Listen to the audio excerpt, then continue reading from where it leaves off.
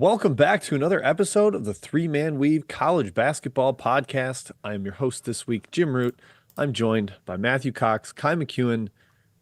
I don't really have any fancy, dramatic, flowery intros, fellas, but I will ask, how are you feeling? Kai, we spent a lot of time together, both in a car and in gyms this weekend. Have you fully recovered from our big road trip? Yeah, man, I'm all the way back. What a road trip it was. I actually have a thought on Dayton and Indiana State later in the show, and that's where we went. Went to Dayton, stayed there for the night, went out to a couple bars, was lovely, and then we went to Indiana State, Terre Haute, saw a fantastic game, drove home that night, which was a great call, Jim. I'm glad we did it. I'm glad we made the decision to drive home after the game, a short 3 hours to Chicago. I feel refreshed. I feel great. It was wonderful getting the experience with you. Can I Jim, disclose the adventure on the ride home? Oh yeah, That, sure, yeah. We got pulled over.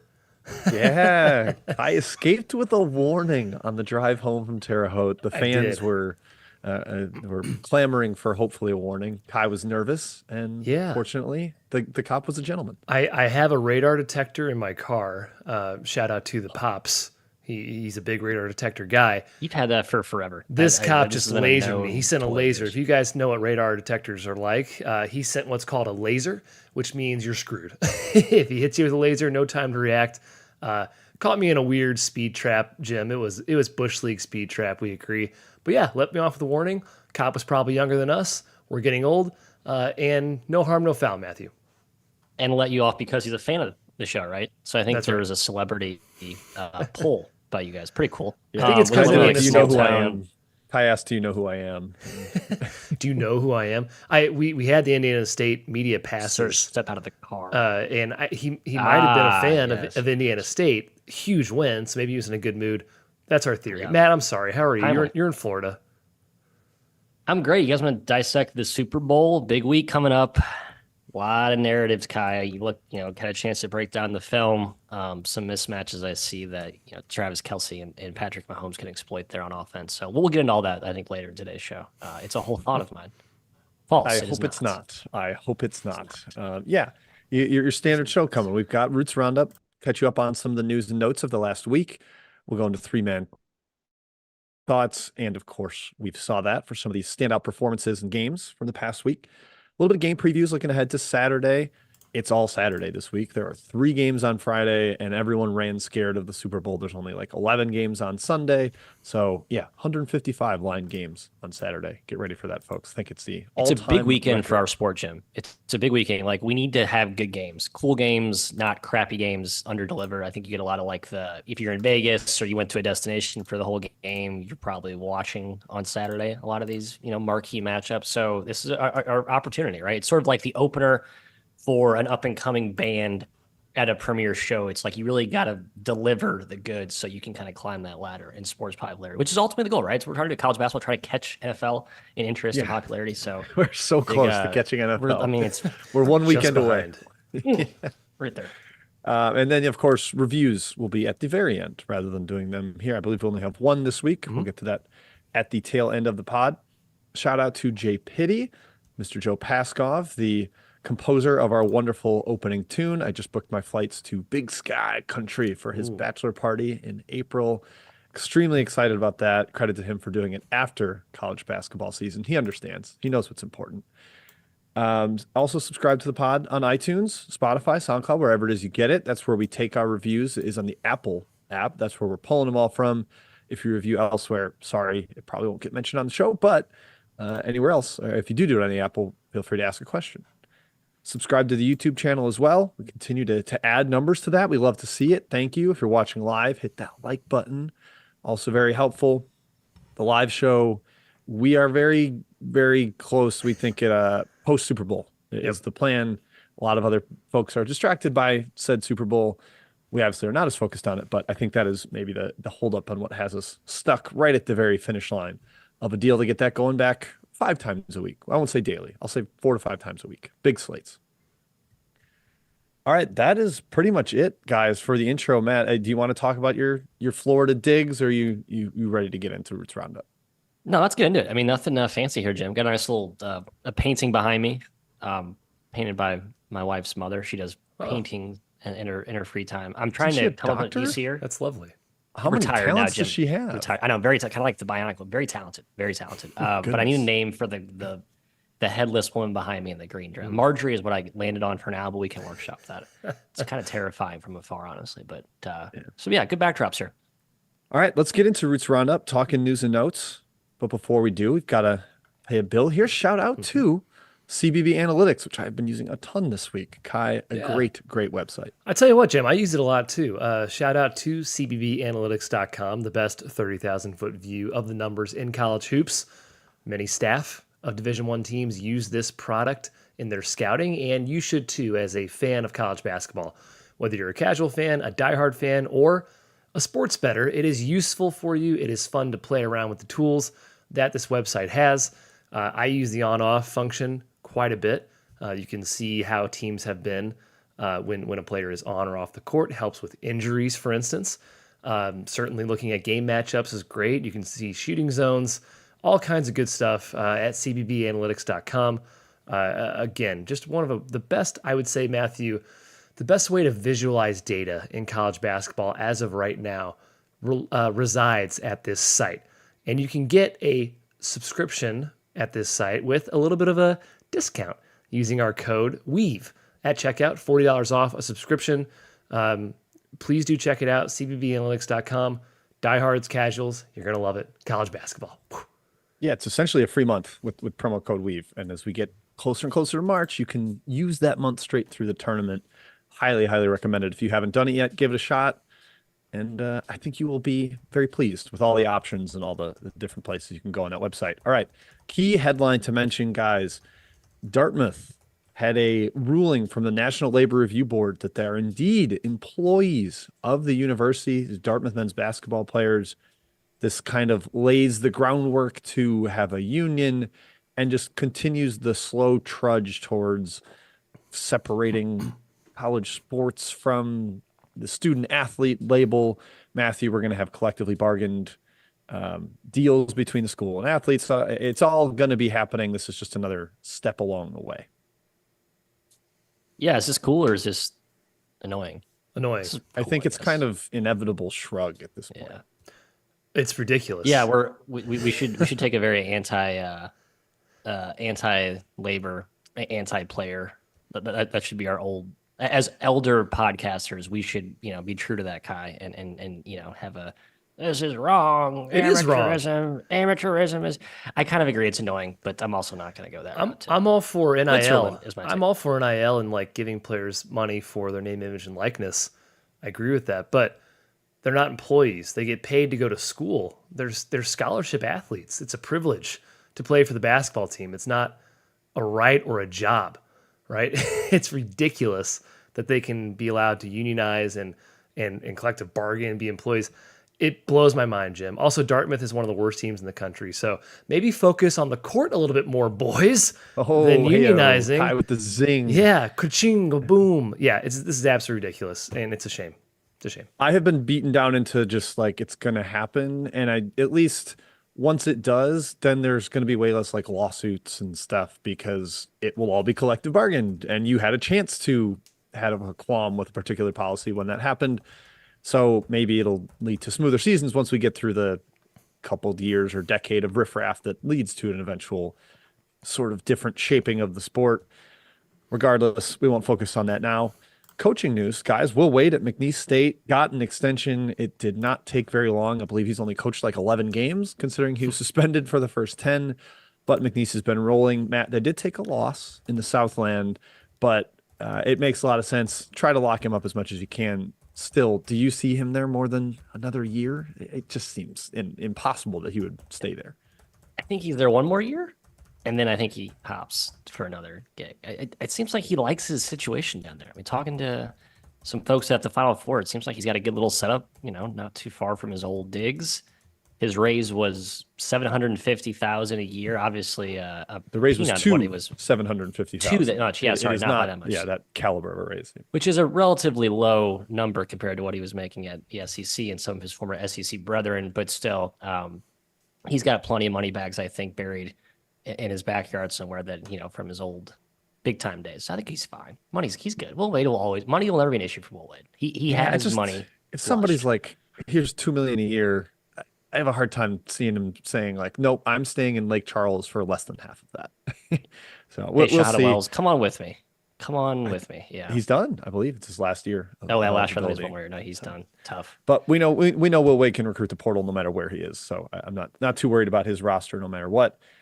Heath Schroyer said, I've always believed we can be a mid-major powerhouse. He's the AD and former head coach at McNeese State. Well, he's starting to look correct. So credit to him. I would have clowned that statement just a year ago, but now it certainly looks likely for the Cowboys. They're rolling. Awesome home environment. Like, I love that the Southland has their tournament there. It's just it's a perfectly sized, intimate design gym. So well done, Heath.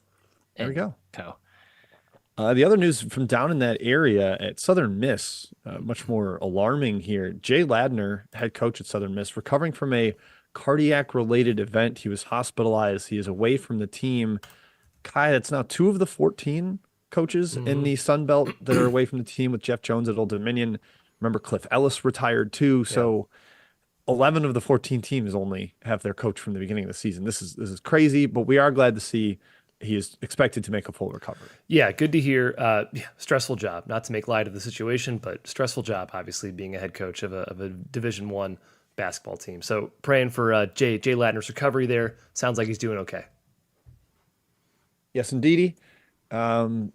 Nothing in the recruiting world. I'm actually double checking that right now. And you know what? I don't care, even if there were. Good. Fine. Whatever, guys. We do have to mention that Syracuse booted Benny Williams, Matthew. I know a guy you were very high on as a potential contributor for the Orange this year. Are you just flushing them down the drain? Do you think this could be addition by subtraction despite his talent? Where do you land on the Orange without Benny Williams? I don't know. I think we all kind of like Syracuse coming into the year. It feels like Rado is very frustrated with his dudes. And it's an odd situation because he was with a lot of the guys he had last year coming under Boeheim and stepping in this year. It's not like he just hobbled some dude from the portal and they just didn't really get along. It's like he's kind of been with a few of these dudes for multiple seasons now. So it's sort of been a good week for the sky is falling teams like Michigan and Syracuse, coaches threatening to play walk-ons because their teams are terrible, and you see Ohio State crumbling. So it's sort of like in this new age of no continuity year to year, you have some pretty seismic implosions about this time. Saw this last year too. 6 or 7 teams just basically quit at this time of the year. So maybe that Syracuse is a wave white flag candidate. I hope not. Are they or Orange Men? Are they throwing their guys under the bus? Is this a it's the player's fault, not my fault type of thing? You've seen these multiple coaches do it, right? That's like, we're a coach-led team, kind of not a player-led team. Yeah, every coach says that. Coaches love that take, which is a bad some thing, do. Apparently. Some guys blame the players though. It's a couple coaches told me over the offseason, our best teams are when the players do all the leading, setting the tone off the court and stuff. So they're not doing it. I mean, maybe this is trying to find some way to fix it, but I imagine they wouldn't fully dismiss him unless there was real reason to do so. Switching gears here at Xavier, just got to give a thoughts up to Jerome Hunter, who might have the worst luck of anyone in the sport right now. Had a cardiac event in the offseason, was expected to miss the whole year. I don't think they were going to let him play in games, but he was returning to practice, kind of getting back onto the court, and he tears his Achilles, arguably the worst injury you can have in basketball. I mean, this just sucks, Matt. He's a former IU guy. I know you have a soft spot for him. It's just a bummer. Yeah, stinks. I mean, Jim, obviously you're the, not Achilles squad, ACL squad, but, brothers from another mother type of squad. So I know you have a soft spot for all. Oh, if you gun to my head, tear another ACL or tear your Achilles, I would take another ACL. ACL? Okay, yeah. That's what I've heard. I'm not Achilles touching Achilles, man. It freaks the hell out of me. It sounds like a torturous injury, like something you'd see in a Saw movie or something. Or there was one, it was a House of Wax where somebody gets their Achilles cut. It has haunted me ever since I saw it. All right, other random news and notes. Let's not talk about injuries. Kai, we've got multiple, and I don't know if they're explicitly Reddit stats of the day, but they are stats of the day. So I'm going to let you dish these out to the people. Yeah, we got 3 different stats here, Jim. First of all, from Steel Guy 17 from Reddit, with Texas Tech's loss to Baylor, Cincinnati's last 9 opponents in Big 12 play have lost the game immediately after playing the Bearcats. Ooh, that's fun. Because Yes. I talk about like my theory about the game after playing Houston has got to be a lot easier. Although it didn't work out for Kansas, so maybe not quite true. But maybe it's harder to play somebody after Cincinnati, Matt. They beat you up so much that you're not ready for another game. They are big. They're big and mean. Not like Cronin era big and mean, but Wes Miller kind of has the same mantra of teams. They kind of scare you a little bit, yeah. Yeah. I buy it. Especially Simmons Lukosius, our guy. Terrifying. Your guy. No, he is not. Via Twitter, Opta Stats. After Kansas State's win over Kansas, number 4 Kansas, by the way, there have now been 26 wins by unranked teams over AP top 10 opponents in the last 31 days. That's the most such wins over any 31-day span since the poll expanded to 25 teams in 1989-90. Parody. Crazy. Yeah, Parody Ken party. Pom had a newsletter about the home court and winning on the road for top 10 teams. And he just bristles whenever the AP top 10 is used as a stat. Right. He's like, well, I'm going to use my top 10 and talk about road games against teams 26 through 100. So, Matt, I don't know if you ended up reading it, but he kind of refuted that it's like super crazy harder for top 10 teams this year. But stats like this still kind of open your eyes. Wow. Yeah, there are a lot of teams that are at the top that are dropping difficult games on the road. Yeah, it's a tangential thought to one of my thoughts. Like, I think there's the curve of power is a little flatter at the top of the totem pole this year. Lots of really, really, really good teams, but clearly no elite teams. And I think it's like resulting in a more parity type of results, I think. Tournament's going to be great. A lot of title contenders Exactly. this year. A lot of yes. title contenders this year. Yes. If you had to Finally, guess, is the Final Four closer to 2022 Blue Blood City or last year with 4 seed, 5 seed, 5 seed, 8 seed? Yes, last year. I think it's last Part year. last too. year, I agree. Yep. Okay. All right. Which sucks in a way. The Blue Blood Final Four was like, I mean, that's the ultimate. When you get those 4 teams there, gosh. I want the Cinderellas until Sweet 16 Exactly. and then the cream to rise to the crop. Heck, Elite 8, sure. then give me the 4 best teams in the Final Four. Finally, via Twitter from Parlay Pile, Fordham has now had 3 games in a row where a player has puked on the floor during the game. That's so ridiculous. Awesome stat. Awesome stat. I think I saw another one, Kai. This is from Reddit. Apologies to the user that Iowa State's had, I think, 4 straight games where the opposing coach has gotten a technical.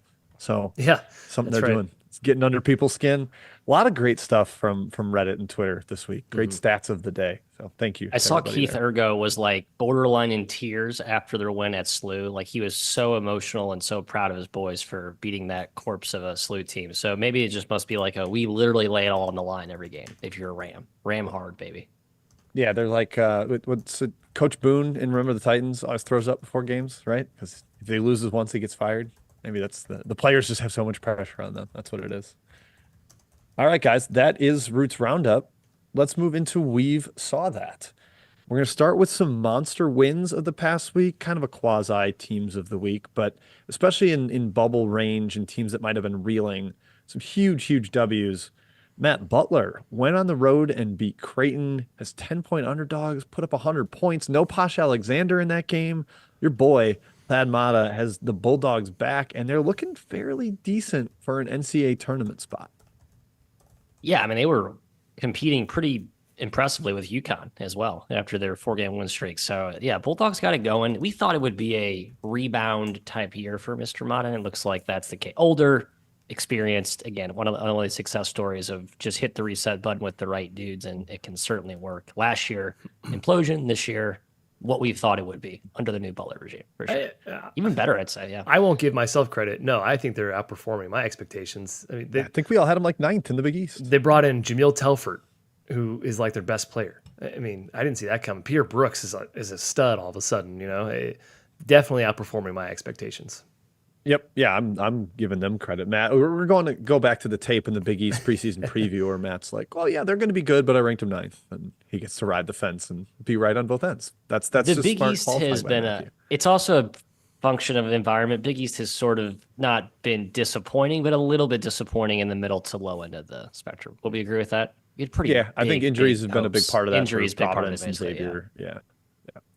Clemson won at UNC. Kai, the Heels were riding high after knocking off Duke, but Clemson, who had been reeling. 4-6 in the ACC, kind of looked like, all their unbelievable non-conference work was going to go to a little bit of waste and get a tough seed in the NCAA tournament. Now they're climbing right back up. One of the best wins in the country, going on the road to Chapel Hill. That's right, Jim. They shot well from three, and UNC's lost 2 of 3. They should have maybe lost to Florida State, at least not covered. They shot well from 3, and then they beat Duke. Duke shot like 26% from 3. Telling you, man, shooting makes a huge difference. And Virginia, guys, 1 game back in the ACC. Just one. They are lurking. The Cavs, the Who's, they are lurking. Matt, do you know what Clemson is in Chapel Hill now, all time? I do. 2-20. Oh, way higher. Kai, give it to him. 2-60. 2-60. Sorry. 2-60. Yes. Yeah, absolutely outrageous. So it's time for another players-only meeting in UNC. They had one before the Duke game, of course. They played awesome, and then they gave up. So yeah, we need more you only get players-only so meetings many out there. players-only bullets right. in the chamber, though. It's like how many times can you fire Again, your coach? And come get the on, new coach Armando. ball? We just met last week, dude. I'm tired of these. Minnesota knocked off Michigan State. Tom Izzo was quick to say that no matter what you think, that's a good team. Minnesota's 15-7, middle of the pack in the Big Ten. Kai, we were worried about the roster Ben Johnson had assembled, and he has much more than even Butler exceeded our expectations. Yeah, that whole league is topsy-turvy, right? I think everybody thought Minnesota was the worst team in the league coming into the year. Maybe Penn State if you really were an oracle. But yeah, 6-5 in the Big Ten. That matches their total of the past 2 seasons, their win total in the Big Ten. So Ben Johnson, great. Jim, more importantly, 19-3 against the spread, the best mark in the country, Minnesota. 19-3? That's unbelievable. Yeah. Nice little year if you just bet on them. Yep. And I will mention on our Big Ten preseason pod, we had a board bet between Michigan and Ohio State, and it's just sad all around with those squads. Minnesota and Penn State have both passed both of them by. I mean, even Nebraska and Northwestern, who we thought would be hungover this year, probably combined 12-11 in the league, both in the upper half. Like opportunistic teams, typical cellar dwellers climbing up the ladder in a year where some of the premier names of Indiana have taken a step back. Ohio State, Michigan also as well. Tough. Yep. And last one to mention here, K-State. Jerome Tang continued his unbelievable overtime performance. Now 11-0 in less than 2 years at Kansas State. Mm-hmm. Completely ridiculous. It's like the Leonard Hamilton stat, which I believe I saw in one possession games or overtimes. He is now 52-21 since they won their first ACC title. Wow. Like at some point, it's not luck, Kai. We talked about this with the Ed Cooley Friars for a long time. Some coaches, teams just instill a better confidence, I guess, down the stretch, and you're able to make more plays. Yeah, first of all, it was the second straight year K-State beat KU in overtime at the Octagon. I was there last year. Incredible environment. And yeah, 11-0 in overtime. First of all, playing 11 overtime games in less than 2 years is insane. Winning all of them is impossible. So credit to Tang there. Yep. Yeah, even if you just said they are all like 60% at the start of OT, going 11-0 is still outrageous at that rate. Matthew, on the other end of the spectrum, DePaul has fallen outside the top 300 at KenPom. They are flirting with the worst ever power conference performance in KenPom's 25-year database. I believe is one of the Utah's first Pac-12 season that was the worst one. It's just hard to even pile on with DePaul at this point. They've already fired their coach. What else can they do? It's sad. It's a very sad thing to watch. They buried their game. They had a 8:30 p.m. local tip in Chicago last game against Xavier, in which Quincy Olivari had 43 points. Tip of the cap to him. He also belongs here, and we saw that. What's the path for the Blue Demons, Matthias? I don't know what you do. You retain Matt Brady. You give him a big-time contract, and you just hit the reset button with him, Jim. I think he's the answer. Really impressed with. No, I laughed during one of the post game presser after the Olivari game. He's like, yeah, we got it to 15. We get 1 or 2 more stops there, and I'm just like, Matt, you lost by like 40. I don't know what to tell you. Just for fun, 6 Southland teams are currently rated higher than DePaul. So DePaul is a bottom 6 half Southland team, I think, by the metric. Or sorry, 5. So they'd be 6th in the Southland. At the DePaul rec, there's a couple guys that wear DePaul official practice gear jersey. I make sure to go at them every single time. I want to prove something, Jim, and I make sure that I beat them every time that they're there. Send a message, Kai. I love yes. it. Yeah, Matt, there's 5 SWAC teams that are better than them too. Like it is, they would struggle in any league in the country at this point. As Mac Nova says in the chat, you're right. There have been 0-18 teams before that have just been bad but competitive. This is just bad and awful and tough. Yeah, I believe they're 7-15 against the spread. So like no matter how low they go, they still can't perform up to expectation. It's nightmarish there. I mentioned Olivari's 43-point performance. We do like to shout out 40+ scoring days, and he had that on 20 shots, 12 of 12 from the free throw line, 10 rebounds, 3 assists, 3 steals. It's a good opponent to pad your stats. If you're going against DePaul, you are likely in for a career night. In triple double world, Nate Martin of Marshall, who like hasn't even started every game, isn't like a mega star for them, but he went 15, 12, and 10 against Old Dominion. Shockingly, a loss, Kai. Addition by subtraction with no Alette for the Monarchs. Gosh, I guess so. And Nate Martin's a Texas State transfer, so funny to just transfer in conference, triple double at a new school. Yeah, still lose. Strange one. Yep. I'm sure Martin's enjoying playing much faster at Marshall than he did at Texas State. A massive stylistic shift between the two. And in the bad loss section, we're going to throw a little shade at the Purple Panthers of Northern Iowa because they got absolutely clowned at home by Murray State. And we talked about Murray State in this section last week because they had blown 35 points worth of second half leads. And Kai, then they go to Northern Iowa and win by 28. Just a thorough thrashing. Insane. Yeah, they were tied at 13 with 8 to go in the first half, and then Murray beat them 58-30. Bowen Bourne, 0 points. Ben Jacobson after the game was like, we still have no idea what happened. Like he's like, it's head scratching loss. He's like, I can't explain it. We've watched tape. We just got like torched all of a sudden. So I expect them to bounce back this week. That's a burn the tape. Don't even watch it. Yes. Like, let's pretend this game didn't happen.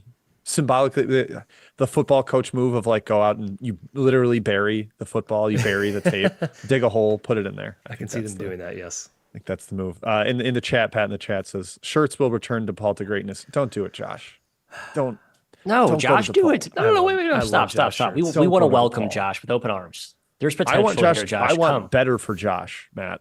I wish. Yeah. I want better things for him than DePaul. How about 2 years, Jim, and then he can step stone to a real gig. So kind of use DePaul as the layover gig to help him get the, I don't know, whatever big time. Maybe I guess fine. Butler opens up when Mata retires in 3. I don't know. I just worry it ends up being like no one can win here and he falls into irrelevance. But hey, if anybody can, maybe it's Mr. Shirts. All right, that's it for We Saw That. Let's go to 3-man thoughts. Kai and I are going to talk about seeing Mr. Shirts live and in person in Terre Haute. Yeah. But before we do, got to give a shout out to Home Field, one of our longtime and best sponsors. Darn right, Home Field Apparel. You know what it is. That's their new slogan. It's not. Home Field Apparel, their slogan is wear one for the team. I wear their shirts and sweaters and sweatshirts and joggers just about every single day of my entire life. Dad hats, if that's your sort of thing. As a Mizzou fan, I can speak to it. They have incredible Missouri gear. I'm going to hold up my little, there you go, little sweatshirt there for the camera if you're watching on YouTube. I know Jim has quite a few pieces as well. Matt, some Indiana gear. They have some for you, don't worry. They even have some Duke gear for you as well, Matthew. Tons of schools at your disposal. Click of a button. Probably in the triple digits right now in terms of schools you can buy that say cool things on the shirt. Some retro designs, some throwbacks, some vintage. Everything looks awesome on a Home Field Apparel shirt. Tweet at them, Homefield, APPARL, if they don't have your school for some reason, and they will work tirelessly to get them on some shirts. Use our promo code at checkout for your first purchase, 15% off with our code 3MW. That's homefieldapparel.com. And once again, that slogan, Jim, is Homefield, wear one for the team. Oh, it's not the phrase you tried You know to give what them it at the is. start of the It's not that. Okay, yeah, interesting. They have a better marketing department than us. If they're able to get Duke and UNC gear out the week of Duke UNC, you know they're going to work tirelessly to get your school. So impressive stuff there. Kai, I am giving you the ball first for our 3-man thoughts because we're going to talk our road trip and what we saw. Yeah, Indiana State and Dayton, man. First of all, I met Josh. I introduced myself to Josh Shirts in the men's bathroom. Not the best I cornered place. him in front of a urinal. Did you say, you know what it is? Oh, yeah, I believe. That's right. You guys are awesome. We talked during the summer, last 2 summers actually, for the Almanac, and I didn't see him before, so I was like, hey, we're heading out. Josh, I'm Kai, whatever. Great conversation. Even though he was pissing and I was washing my hands, it worked out. Cool guy. Yeah, Indiana State and Dayton. I love both these teams. Holy cow. First of all, great fan bases for both. The Indiana State people, Jim, among the nicest people in the country. Just It was ludicrous. Yeah. Every usher we asked, like, hey, where are we supposed to go? They wouldn't just be like, oh, we're not sure. They would like walk us to the next person. Be like, try this person. It was great. Yes. We got seats on the floor, which was great. There's like 5 media seats in the building, and we got 2 of them, and they were on the floor, and fantastic. The Holman Center was rocking at Indiana State.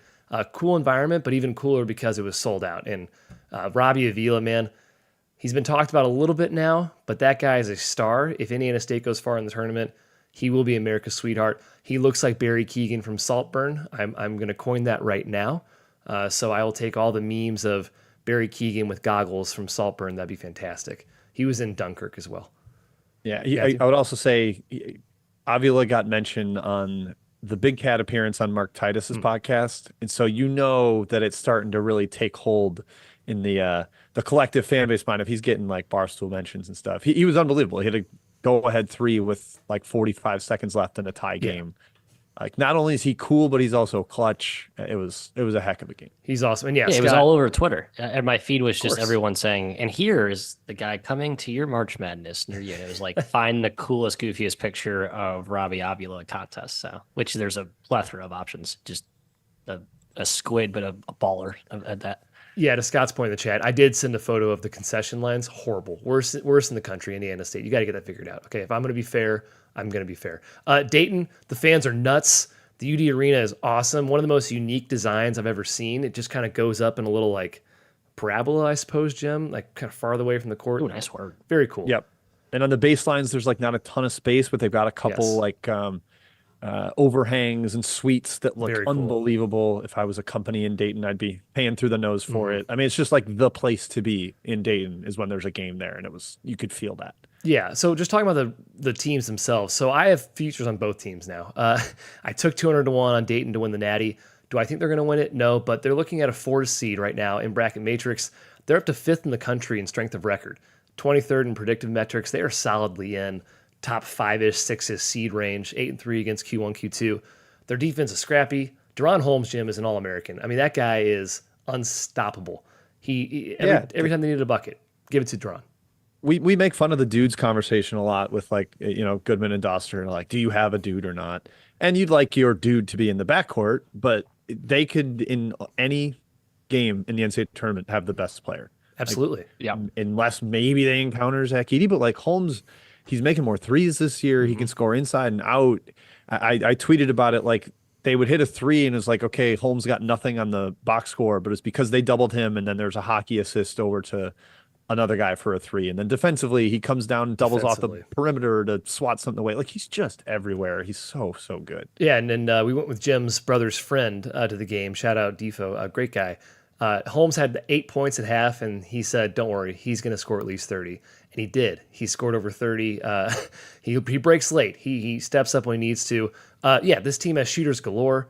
Now, depth's an issue. The pace of play they play with helps for sure. But yeah, depth is a problem. It's also a problem for Indiana State. I love this team. They do not have a lot of depth, though. They play 7 max, and really, it's the top 5. I put Final Four futures on both of them. Jim took 55 to 1. We're walking out of the arena. We decided we should put bets in. And Kai, you didn't line shop. I didn't line shop. I didn't know what the Ohio betting situation was. I took 55 to 1, and then I saw 80 to 1. So I took some more on 80 to 1, of course. Yep. I joined you on Indiana State, 80 to 1 to make the Final Four. That was at FanDuel. Kai is down to 55 to 1. Sharp. 11 seed in bracket matrix. No way. I think they get up to at least I think they can get a 7 up to that point. Their average resume metrics are top 20.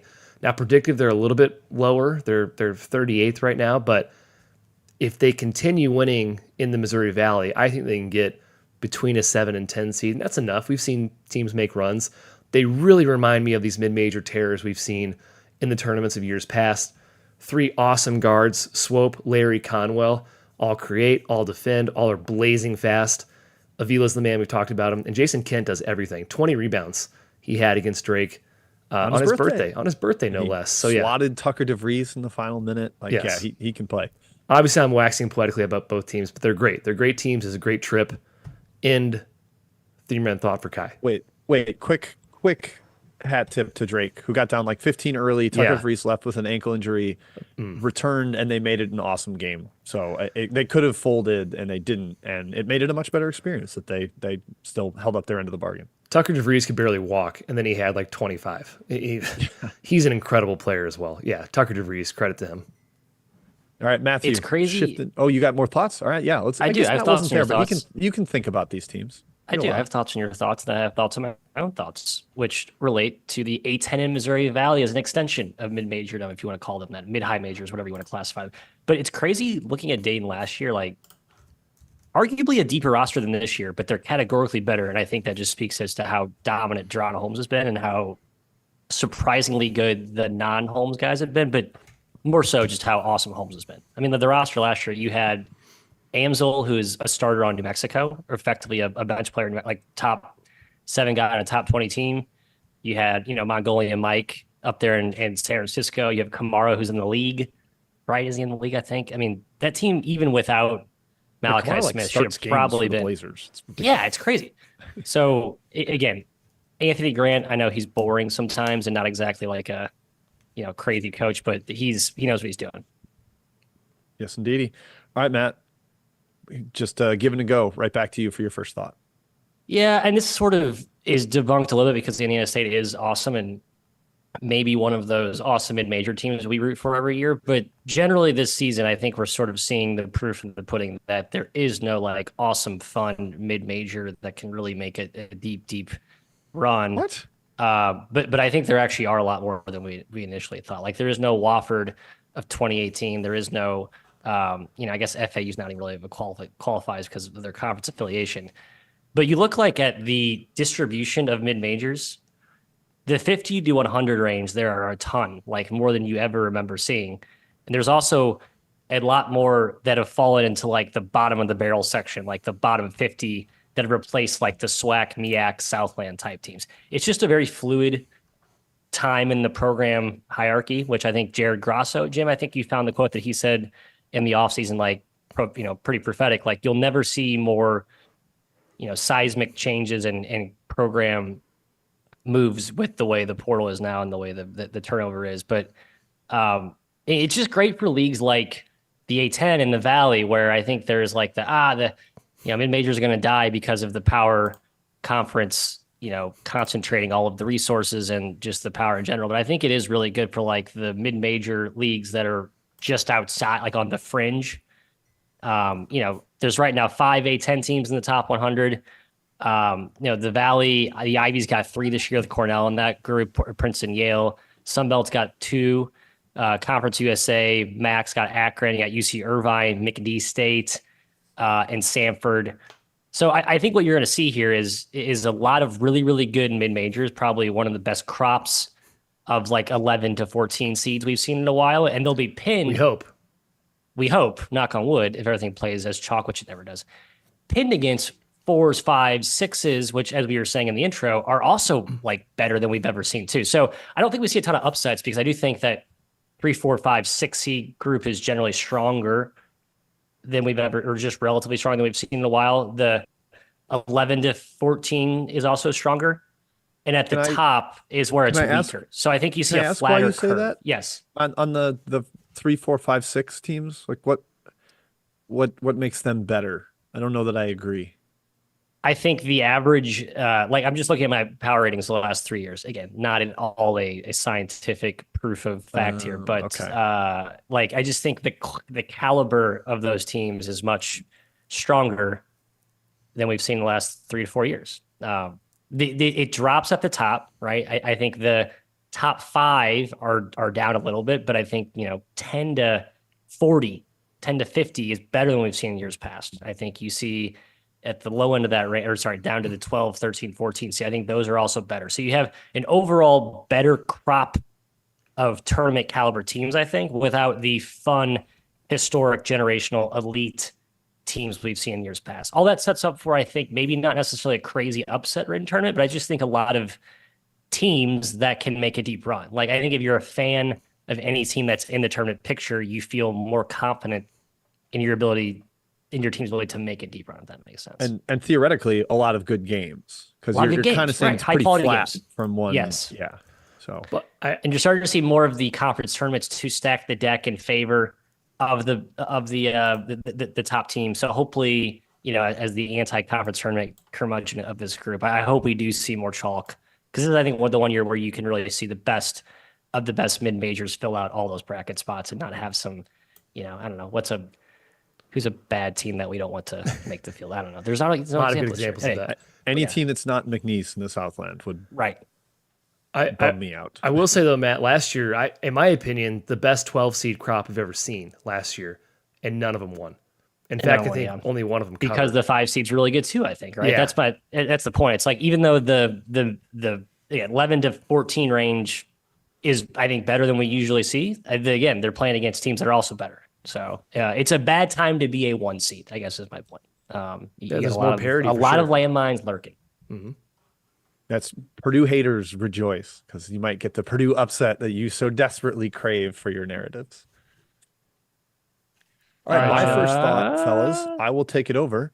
It is top 10 takeaways, guys. It was a huge weekend for highlight caliber or high level matchups. You can only have 5 top 10 matchups in a weekend, Kai, and we had 4 of them, so we almost maxed out mathematically. Just want to talk real quick about what we thought of each one.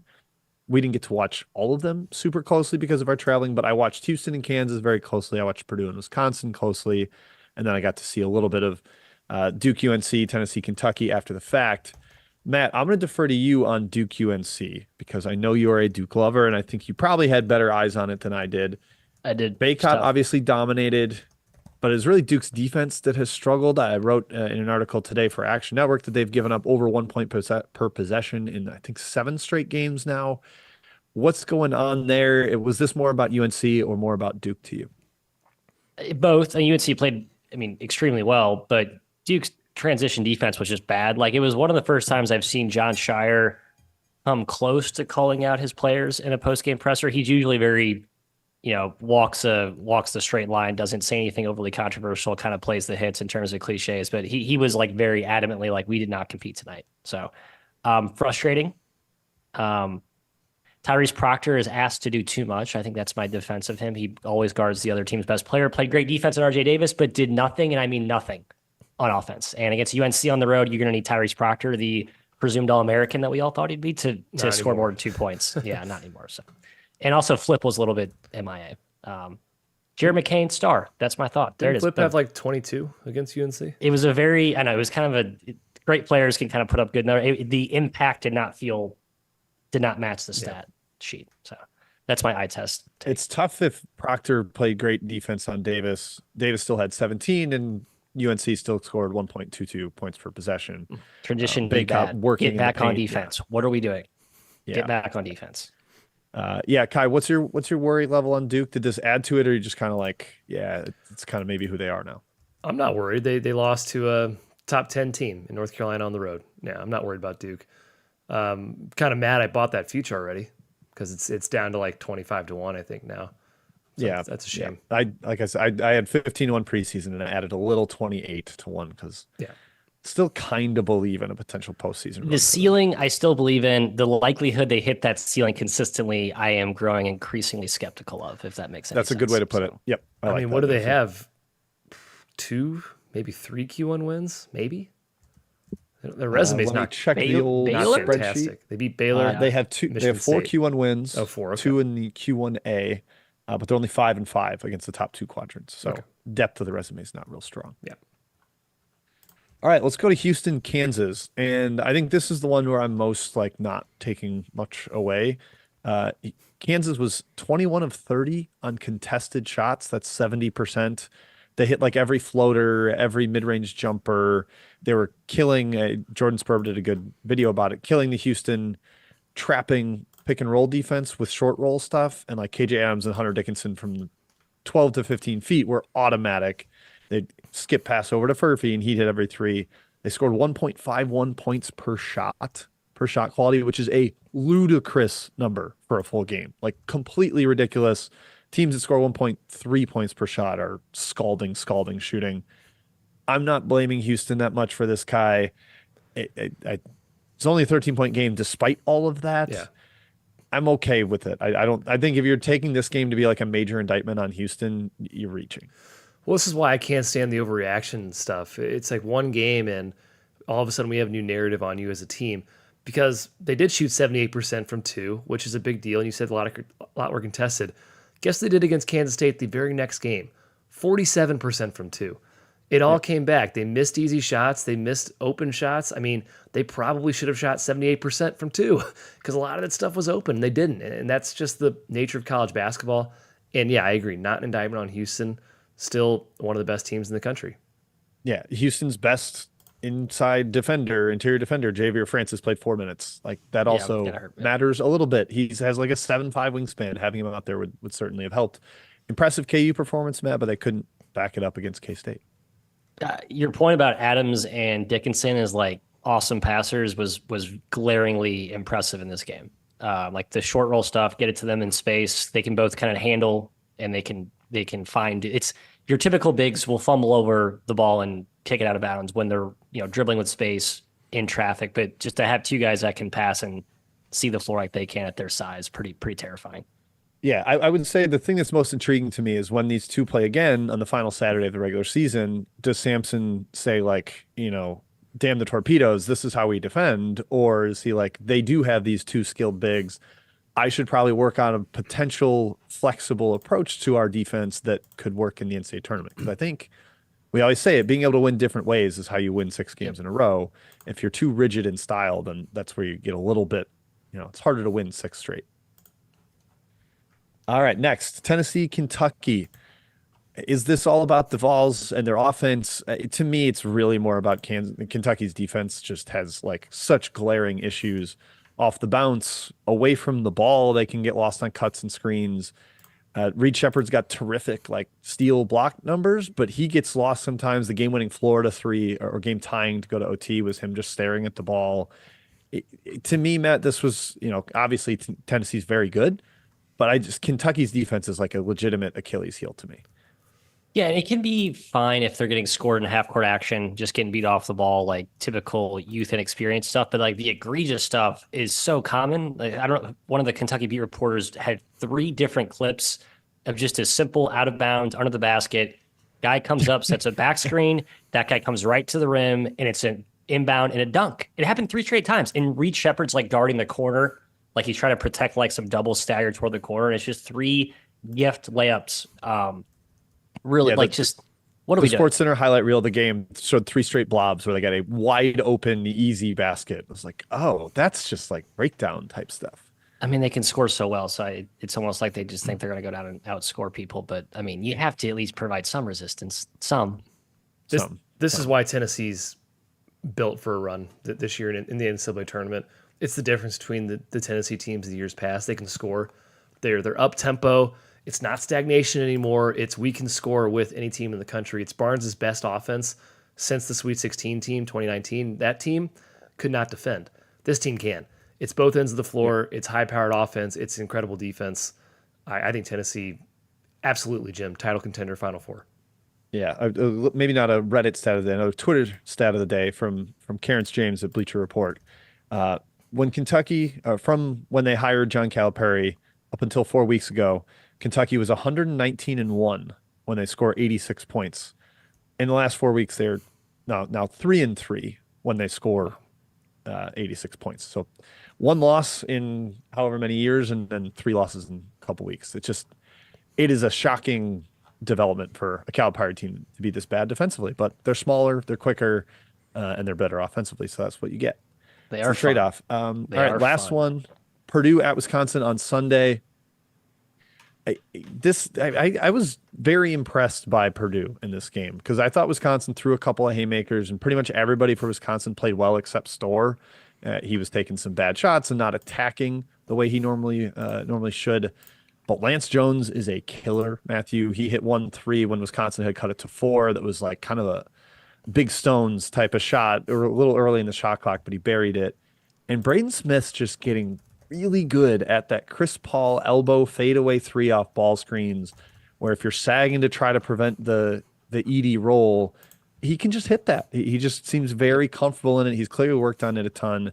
This team is still susceptible to pressing. It got a little dicey late, and you just kind of saw the underlying flaws with him. Smith had, I think, 5 turnovers again here.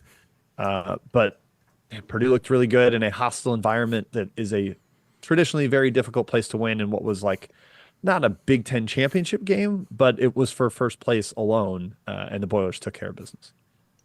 Yeah, Lance Jones usage rate up, efficiency up, turnovers down in conference play. Like, I think to start the year he looked good, but was sort of inconsistent, like in and out, trying to kind of feel his place on this team. Like, I think he's now asserting himself. I was like, I'm one of the key league guards, and Braden Smith and Lawyer, like, they're good players, but this team needs me to be really good to go deep. And I think he's kind of like owned that. Yeah, he's great. I mean, he's kind of the missing piece for this team. They're gonna. It's a Final Four team. I'm gonna say right now, they're not gonna do the ballot early. It's a Final Four team. Edie's impossible to guard. You have no chance to guard Edie. He's absolutely impossible to guard. No chance. Give me Arizona, Tennessee, Purdue, Indiana State Final Four, and I will be the happiest man on earth. That just sounds so fun. Yeah, this Purdue team rocks, man.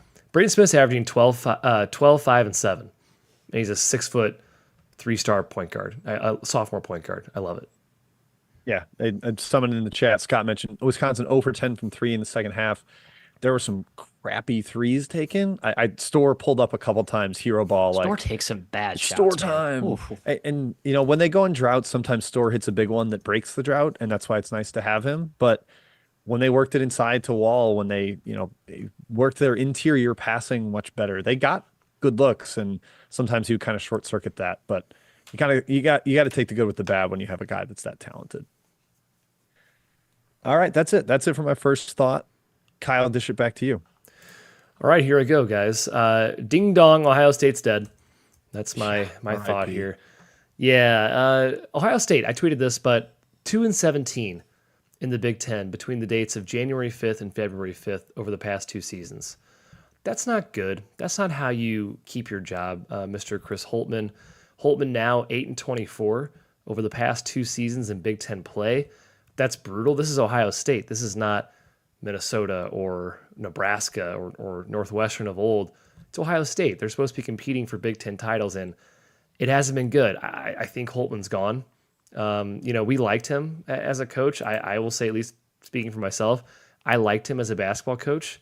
But you look at his tenure, never made a Sweet 16. The 2 seed he had, they lost in the first round, right? That was a big 2-15 upset. It's head-scratching. They have a lot of talent. They have a really good offense. They beat Alabama in non-con on a neutral and looked very, very good.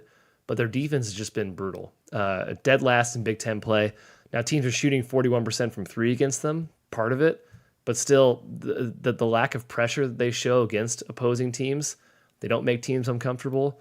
It's led to this. And unfortunately, now you're in a race with Michigan, Jim, for the worst team in the Big Ten, in standings, at least. Yeah, and maybe the most alarming part, I tweeted this too, is that they played the easiest Big Ten schedule so far, per both Ken Pom and Bart Torvik, and they're 3-9 against the easiest schedule. And they can't play themselves, a fellow 3-9 team, and they're still all the way down there.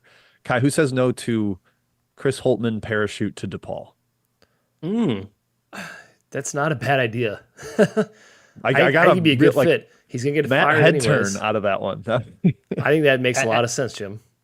As a bandwagon Demon supporter, I think, if I'm an alumnus, I might be joining the NIL collective for bring Holtmann to our city, #our city. Floor raiser? Yeah, floor raiser, resurrection. Yeah, I think he could do a nice job there. Okay. Done. All right. Sold. I've been very, very disappointed in Ohio State, been beating the drum for how bad they've been in second halves. I know Michigan has also had that same issue of blowing leads and down the stretch being terrible. It's weird. Both those teams are the powerhouse in football, and in basketball, they have sunk to the bottom. They were in cement shoes, Kai. It's wild. Yeah, I think both jobs open up. I think they should, at least, and we'll get a new regime in both spots. But yeah, short thought, but a good one. Matthew, your turn.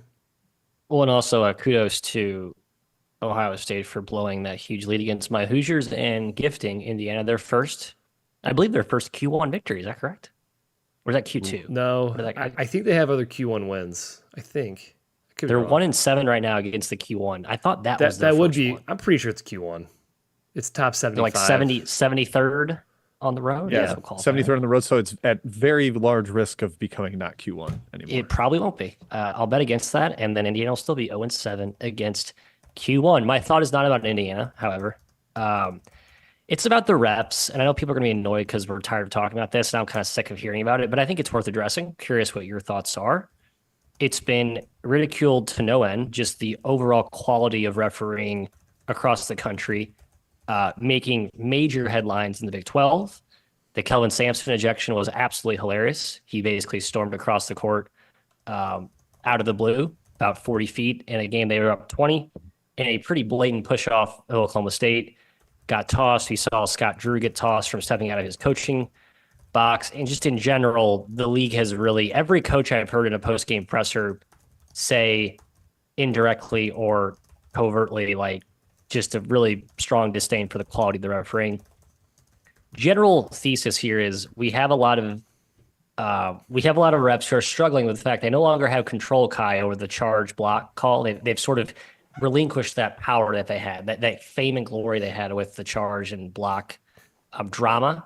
But now the rules have changed, right? So it's a lot of blocks, and they've kind of missed that power. So they're seizing it with, infiltrating themselves into other high leverage moments with bad calls. And the monitor review stuff is like through the roof. It's an epidemic. It's ridiculous. Has to be a clock. We have to set a number of review. There has to be a clock on it. There has to be a review limit per game, something. My number one, the pet peeve attached to that is too many of the broadcast announcers are like perpetuating it. Like they're getting really involved in the process. Like, oh yeah, let's see here. There's an elbow that may have grazed them. Ooh, I don't know. What do you think, John? Is that a player one, player two? Ooh, I don't know if that's enough to. It like even the announcers are get caught up in. Like, stop. You're making it slow-mo worse. Stuff is bad. It's horrible. If you don't think it's flagrant right away, it probably isn't. Yes. That's big. And then, Matt, would you support going to a challenge system like the NBA, where it's like instead of everything the last 2 minutes? I think challenge is just better, where it's not every call, because like there's somewhere it's so clearly out of bounds off one team, but because the other team like fervently asks for it, the refs are like, fine, we'll go look at it, and they do, and it takes, even those take 2 minutes because you got to look at multiple different angles. It's like just stop. It's going to be so let's bad go to a challenge system in the tournament when yes, it will be. Like the pressure to get every call right is even turned up to 11. And all of our casual friends who we want to hold and love our sports so dearly and dearly are just like, this is what college basketball is? Truly Donovan, best tweet of the year. College basketball. Let's go to the monitor. It's true. The if someone's holding their face, it like almost always leads to a review. But the last 2 minute out of bounds stuff is what's getting me. It's like even in plays that shouldn't even be that close where ref has a good view of it, they're still reviewing it just in case. And it's insane, and it ruins the game. It ruins the end of the games. It's horrible, Matthew. Horrible.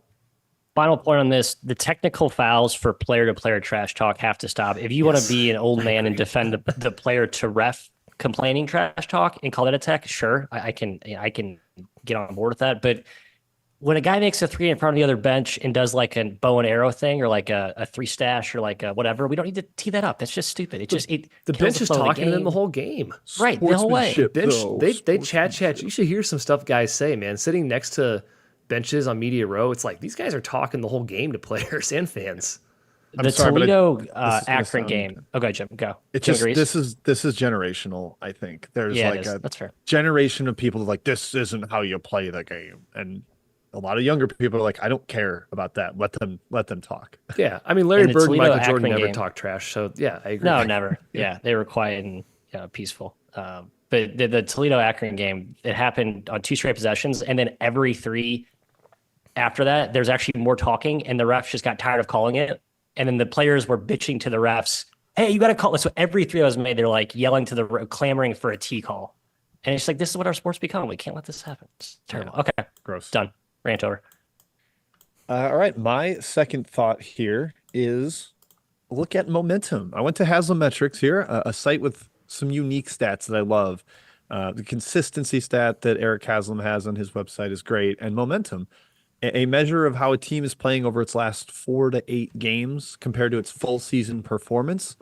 So, you can call it momentum. You can just call it like form if you want to, if you're a fan of English footy. They use form quite a bit. But teams with the most momentum, playing the best right now relative to full season performance. I just pulled some notable ones here rather than just listing every single one. But Northwestern, despite a couple of tough luck losses at Minnesota in overtime, at Purdue in overtime, they've been playing very, very well. UCLA, Matthew, I think this is a little bit notable. They have come around some as Mick Cronin has leaned more and more on the domestic recruits, we'll put it. And Dylan Andrews has been awesome lately. Early in the year, he was a 0, and now he's actually giving them something. His press conferences are hilariously chipper and upbeat now. Like he is thrilled to do them. He does them for like a full 15 minutes. Yeah, he's interrupting questions to like give commentary and background, and then like he just hammers home the answer. It's just like it's so funny how his emotion on his sleeve is so directly tied to how his team's playing. And they're playing good. They're defending. Yep. Wake Forest, they just slaughtered Georgia Tech. That one really helped. It was their best performance of the year, graded by Eric's website. Virginia, we mentioned they are lurking in the ACC. I tweeted about Kai. They've got Jordan Minor in the rotation now, starting playing 25 minutes a night after he was like an afterthought bench guy. The defense is ridiculous. It's up to like usual Tony Bennett levels. You've got Ryan Dunn and Reese Beekman running around out there as mega terrors. And they've actually started to perform on the road, which is like the major difference to what they were early in the year. One at Clemson, as we were watching. Indeed, yeah. Who's, man? They're not going anywhere. No, sir. I refuse to make assertions about the ACC until the postseason. I'm trying to cling to everything I thought about every team in the ACC back in January 1st. I want to just like that's accurate. If one team goes to the Elite Eight, then it's how could you say this conference is overrated? Yeah, the Terrence Oglesby tweet, Jim, you dunked on him pretty thoroughly. I hope he saw that because his assessment. He and I texted about it. It wasn't meant as a full dunk, but yeah. The assessment of the Big 12 is like lesser than the other conferences because the schedule is laughable, and you broke it down in ways that people could understand it better. But no one pays attention. They'll just take the first thing they see and run with it. Yeah, I mean the completion of the Virginia cycle is lose to mid-major in first round. So after rallying to win the ACC, that would be the fitting lose to Furman, lose to Ohio, etc. So we'll see if they complete the storybook. Not a storybook ending for Who's fans, but it is the seemingly inevitable ending. Washington State playing very well, getting up near the top of the Pac-12 standings. Matt, we're hoping Kyle Smith makes his way into the NCAA tournament. They beat Washington in the Apple Cup. So nice one for the Cougars. And don't look now, but this kind of pairs with UCLA. Maryland also starting to play well. They did lose to Michigan State, unfortunately, but they have surged a little bit. They're in the periphery of the bubble conversation, Kai, and they have a chance to get higher. They just lost to Rutgers too yesterday? So yeah, that's right. Yeah, Rutgers kind of is like back too, Jim. Womp womp. They're all back. Rutgers is not. I don't know if Rutgers is hilarious. 300th offense, second defense. That's crazy. It is the most extreme Steve Peichel thing you can even imagine. Hey, they're now the gambling guys team because Jeremiah Williams got cleared from his gambling shackles. So it's sort of I feel like they're the degenerate white knight team going forward. Yeah, he's started 2 games in a row, averaging looks really good. Nice 12 points and 6 rebounds. So hey, that helps. On the other end of the spectrum, well, I guess I'll do a quick shout out of the mid majors just to let people know who's playing super well. And this aligns with some of the gambling stuff we've been looking at. I mean, North Dakota is mega surging in the Summit. They've got talent. No surprise to see them there. Yale trending back up to preseason expectations as the favorite, now projected to win the league by both Bart Torvik and Ken Pom to win it outright. Ryder playing well, preseason darling of the Metro Atlantic. Chattanooga has been great under Dan Earl and SoCon. Bucknell, surprising. This one actually really surprised me in the Patriot. And Maddie, Louisiana Tech, who has been good all year, but is now just like bashing CUSA with a mallet. Yep, I bet FIU, Jim. What was that? Plus, I think 7. I think they were only down 35 at half to Louisiana Tech. Yeah, it's just an unfair team for that league. Like they have power conference plus size, and they're all coached. It's a good team. Yeah, that is a first round matchup you don't want to see. Like, you have a 7-foot Texas Tech shot blocker at the back end of your defense, and then good guards, good shooting all around. Yeah, that's terrifying. The teams with the least momentum playing like crud. Kai, Michigan and Ohio State. No surprise to see them super low in the momentum metric. Mississippi State also trending down. Has played a super difficult SEC schedule to start. I think they're kind of buy lowish to me, but the injury questions are what lurks with them. Arizona State coming back down to earth after starting really well in Pac-12 play. Ty, you're still sitting on that 100-1 ticket, hoping, right? Yeah, that was stupid. They're 4-0 in the Pac-12. Now they're 5-6. I knew that was a bad bet, but Back down to earth for the Sun Devils. Also, their counterpart Arizona not playing as well as early in the year. I mean, they were dominant in the non-conference, having a little bit of a tougher time in the Pac-12. Other teams we talked about on other shows how well they've shot against them from deep in road games. We'll see if that continues into the mountain trip Thursday and Saturday this weekend. And then BYU. I think a lot of anti-analytics people are like, see, told you so, because BYU is blowing out teams early. They are down to, I think, 4-5 in the Big 12, but they've got a couple winnable games coming up. They're a hard team to seed, Kai, when you look at a lot of the bracketology stuff because of the gap in their resume versus quality metrics.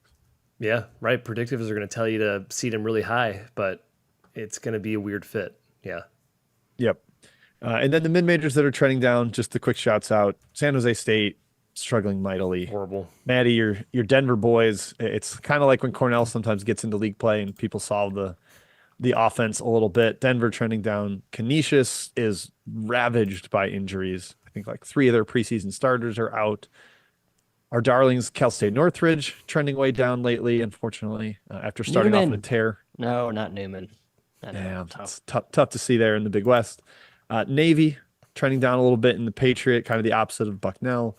And then Coastal Carolina, again, interim coach, kind of a dearth of talent. Sun Belt's really deep, unforgiving for a team like that.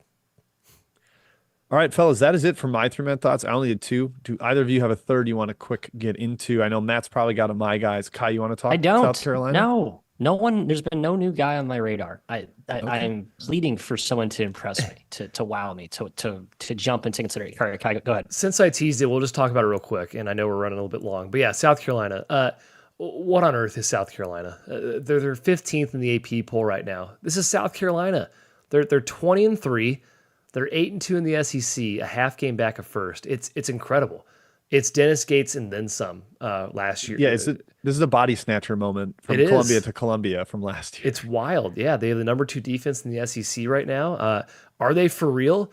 The defense seems to be. They don't foul. They rebound really, really well. Their interior defense is for real, and they really don't allow threes. They take away the 3-point line.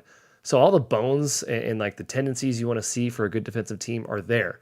I don't think the defense is luck. The personnel and the record just don't make sense to me. Lamont Paris, obviously, great coach. I mean, I'm gonna give it up to him. He's really impressed me this season because you look at the roster and it's fine. Or am I just maybe underselling it? Are they sneaky good? The freshman Murray Boyles has really come on strong lately. We've talked about him on the podcast. BJ Mack has been their best player, arguably. The Wofford transfer, he's a great player. A little ground bound specialist at the 4. Maybe he plays the 5 Josh for them. Gray. Josh Gray type, if you will. Michi Johnson, solid point guard. I'm not calling him incredible. Talon Cooper happens to lead the SEC in 3-point percentage, so he's shooting 54%. That's a Morehead State to Minnesota transfer that is just lighting it up right now. And then Miles Stute, a great glue guy from Vanderbilt. I don't get it. I think they are a little bit over their heads right now. South Carolina, I mean, they're 43rd in KenPom. I don't think it's sustainable at this level. I don't think they're a top 15 team in college basketball, despite what the AP poll says, but incredibly impressed by them. A tournament team for sure right now. And Lamont Paris, huge hat tip. They're fun to watch. I mean, it's like growing up watching Wisconsin, they have so much of that DNA of like, they don't beat themselves. They can invert the floor with their bigs. They take away the 3-point line while taking a bunch themselves. The defensive fingerprint, Matt, is very Creighton-esque, but it's not quite as extreme. Like, they will foul you a little bit. They will force a couple turnovers, whereas Creighton is just so far to the other extreme of like, we don't want to touch you. And they have better defenders, right? They have better athletes. Like for sure. Their athletes don't pop because they play so slow, but they are athletic. They are like positionally big and strong. It's funny. Like BJ Mack was like a center on Wofford, so to think he's like anchoring a really stout defense in the SEC doesn't really sit well with you. But it's more of a unit. It's like Wisconsin, right? Like it's always a unit defense. It's not a personnel individual part defense, I guess. Yeah, I mean Murray Boyles is a really good athlete. Zachary Davis is a great athlete. Josh Gray is a Shoots huge long. presence. Yeah. So yeah. Yep. Oh, that makes me All feel right, better yeah. actually in the chat there. Mizzou has 358th in luck this year from Mizzou. That makes me feel a little bit better. Okay. Even though they're Body like snatcher moment. even though Yeah. they're like top 10 in luck last year, Mizzou. Yeah. So it doesn't seem like we're gonna have the win every close game thing that Leonard Hamilton does. Gates didn't quite bring all of that with Yeah. from a year to year consistency standpoint. All right, that's it for 3-man thoughts. Quick Saturday 6-pack preview. Just real kind of go around the horn, one key thought on each of these games. We'll of course have much more in-depth thoughts on our Saturday best bets show. So tune in back onto this YouTube channel for that. Matt, starting with Arizona going to Colorado. This will be their second mountain game after playing Utah on Thursday. Going to altitude, scary. Colorado's 8-2 against the spread at home. Anything key jump out to you from a matchup standpoint here, and who do you think wins? I laughed at the first matchup between these two. This game was over within 2 seconds. Also laughed because Eddie Lampkin really talked about how he had this game circled. Former TCU forward who lost to Arizona in the round of 32 a couple of years back. So maybe some revenge is actually brewing here on the mountaintop, and Colorado has been way, way, way, way better at home, and now they're healthy. I think Colorado wins this game, plain and simple. I've talked about Arizona's defensive issues. I know teams are shooting well against them, but I think a lot of that is just like they're allowing high-quality looks. I think they're a little bit they're a step slow in the perimeter defensively. That's my only concern. Nitpick, but that's my only concern here. Yeah, I mean, I don't want to fade Colorado at home, but it's really hard to ignore Arizona beating them by 47 in the first game. The game was not competitive. 47. I know De Silva didn't play for Colorado, but if the spread's 3, I'm going to give a pretty hard look at Arizona. Yeah, we'll mention Cody Williams did miss last game for Colorado. Back out of the lineup. He's been a lot of in and out. O'Brien also missed. I think the 5-man numbers when those guys are all together is ridiculous. Like they actually have their starting 5. It's one of the best lineups in the country, but just haven't been able to put together consistently. But I'm with these guys. I just kind of think Colorado gets them.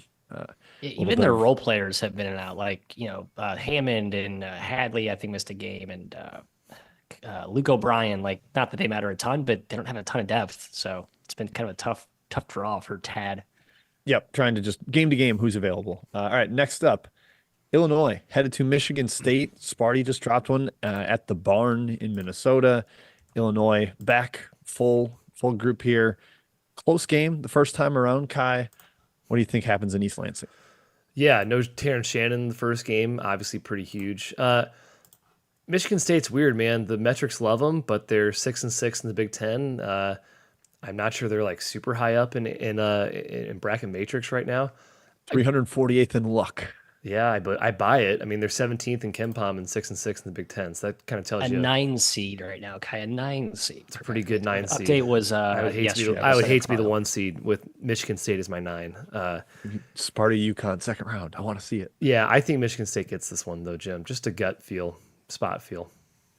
Yeah, I think they get a little revenge. They're really good in transition defense. Typically, some games they have dropped off a little bit, but that's usually a Tom Izzo tenant. And back home, I think they can keep teams out of transition, and they're one of the slowest possession lengths defensively in the country, indicative of that. And that taking that away from Illinois really cuts out the lifeblood of their offense. So I'm going with the home team here too, Matt. Yeah, I agree. They mostly play well lately, right? They were playing well for most of the Minnesota game. Minnesota put a late run. Big Ten teams at home are typically very good. I don't feel like Michigan State's all of a sudden reeling because of that late game swoon. Yeah, I think Michigan State wins this game. Auburn and Florida, two teams that don't quite have the wins to match their metrics. I mean, Auburn looks like a 2 seed on paper, and then you see that they haven't really beaten anybody. Florida finally got a big one at Rupp, followed it up with a tough loss on the road at Texas A&M. Matt, they've had a whole week off to stew. They do not have a middle of the week game, so they're sitting on that A&M loss, waiting for Auburn to come to town. Meanwhile, Auburn's going to Alabama tonight for the Iron Bowl. It seems like a lot sets up well for the Gators here. Do you think it sets up well enough for them to pull the upset? I think they get it done. Man, it's funny how many close games the Gators have been, and a lot of that's self-inflicted, we'll say, but they've been in a lot of good games with really, really, really good teams. So I think we know this is a good team, just a little inconsistent. I think Auburn's awesome, but I think Florida's a bad matchup for Auburn. I think they have the size up front to at least neutralize Jedi Broom and compete on the glass. And with their experience in the backcourt, Kai, and the shot making, my goodness, Walter Clayton and Kugel when he's on, and ZP when he's cooking. It's a high ceiling that Todd Golden's got there. I think Florida has a real issue stepping up in competition. They're 2-6 this year against KenPom top 50 teams this year. I think Auburn does too. I don't. I think Auburn's awesome. They're top 5 in the country in KenPom for a reason.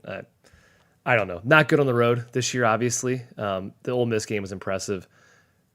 I don't know. It's a great spot for Florida. I do not feel comfortable backing Florida against the top 10-ish team. Yeah. I think Florida wins too, especially if Auburn has like a great emotional big W against Alabama tonight. As we were recording this Wednesday night, then you got to leave the jungle and go to the O-Dome. And yeah, I'll ride Gators. Continue with the home teams on this particular episode. Gonzaga at Kentucky, fellas, the last at-large stand. This is Mark Few's last stand this year. Can this Gonzaga team get into the at-large conversation? Kai, we know Rupp is not impenetrable. We just saw them lose twice in a week there. Can Gonzaga get over the hump and get a Q1 victory on the road? I think they get it done, Jim. I think Gonzaga gets it done. Me too. Yep. I agree with you. They need it like blood, man. Yeah. They're going to score at will against Kentucky's D. We've talked about that during the podcast. Kentucky cannot stop anybody. And Gonzaga can at least put up a fight on that end with EK anchoring the paint. I think I'll take Gonzaga there. Yeah, there's a lot of guard depth for Kentucky, but they've been banged up. Trey Mitchell missed last game. DJ Wagner's been out. Dillingham missed the game.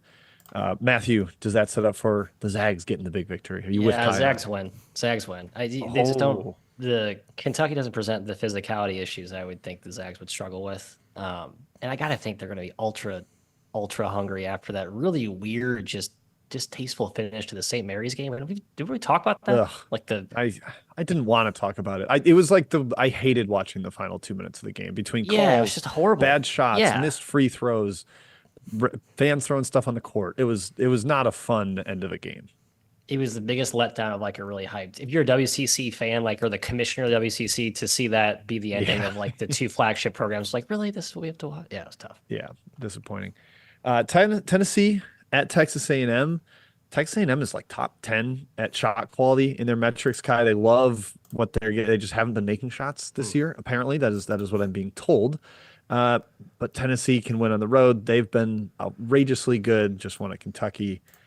I'm going to go road team here and side against the great home crowd in College Station and still go with the Vols.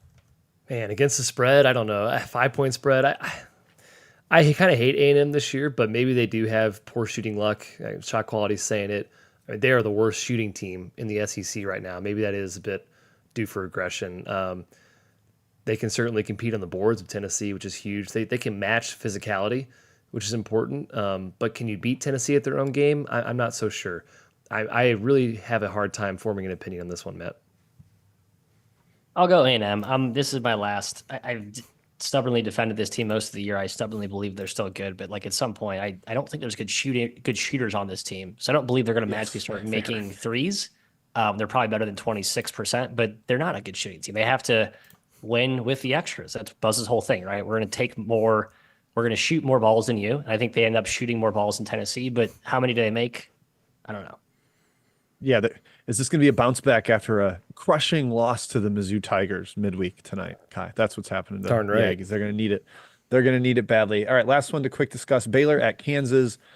KU's had the whole week from that Monday overtime loss. Baylor took care of business against shorthanded and flu-ridden Texas Tech this week. Boy, this feels like a much better KU effort to me, Matthew. I think you see kind of close to A+ type Jayhawks in this game. Yeah, I think rest is just what the doctor ordered for this Kansas team. I know they're not deep.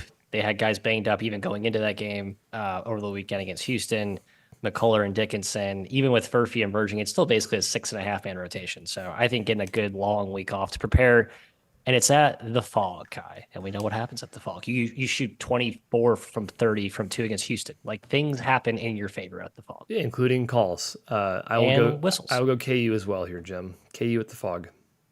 All right, there we go. Before we wrap up, one review, Kai, to mention from our guy, I believe Alan submitted this one. So I'm going to defer to you for the reading, and we'll give a quick discussion on his question. Yes, a repeat reviewer. Thank you, Brew City 77. Oh, so overlooked is what it's titled. He says we're the most knowledgeable college basketball pod. Fantastic. Fans of all teams. Butter listen us to up. us. Love it. Yeah. Good. So he says on a team with Tyler Kolek, it's easy to forget that the quiet Oso Ighodaro, but he's averaging 15, basically 16, 8, and 3 in Big East play, can legitimately defend 1 through 5, and is the best passing big in the country, says Brew City 77. Yet no one is talking about the Marquette star for Big East Player of the Year. Are there any other players with similar impacts that no one is talking about? Jim, I guess we both take a bit of issue with the fact that Ighodaro should be Big East Player of the Year. In fact, he's not even in the top 5 in Ken Palm's Big East Player of the Year. That would be Tristan Newton, his teammate Tyler Kolek, Shireman, Alexander, and Eric Dixon for Villanova. Oso's fantastic, but I don't think he's the best passing big in the country, nor is he Big East Player of the Year.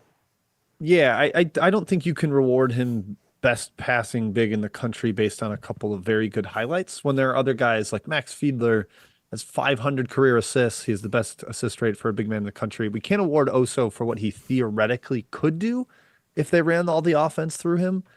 There's a chance he could, average 6 assists a game if he wasn't playing with Kolek running all kinds of ball screen stuff.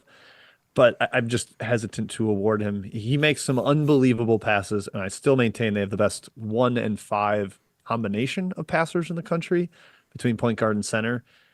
Sure, if you want to give him Big East Player of the Year, I don't want to myself, but he's a Marquette fan. He's dug in. He has this strong opinion. I don't need to talk him off of that.